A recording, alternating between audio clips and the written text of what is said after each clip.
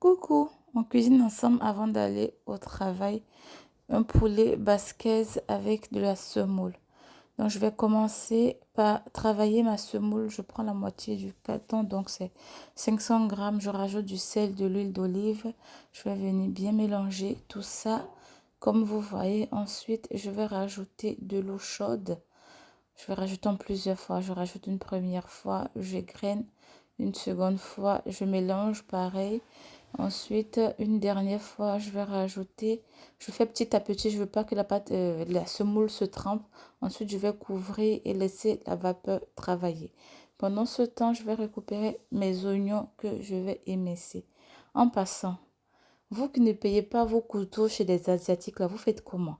Depuis que moi j'ai découvert ça, regardez ce couteau, il est made in Thaïlande.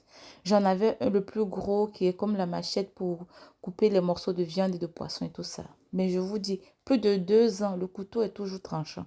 Alors que quand j'achète les couteaux en grande surface, là, 2 mois après, ça ne coupe plus.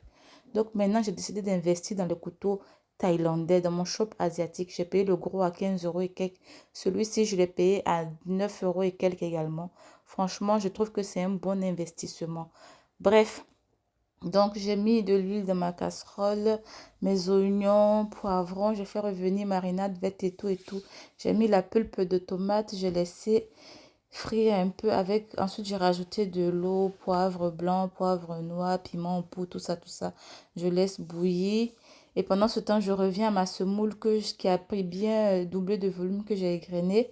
Je mets de côté également, je reviens à ma sauce, je mets un bouillon de crevettes, je rajoute le poulet frit. Quand je vous dis, quand vous préparez, quand vous faites le poulet, faites en quantité en même temps. Ça, c'est le poulet d'hier qu'ils ont mangé avec les frites, c'est le reste. J'ai fait la sauce avec.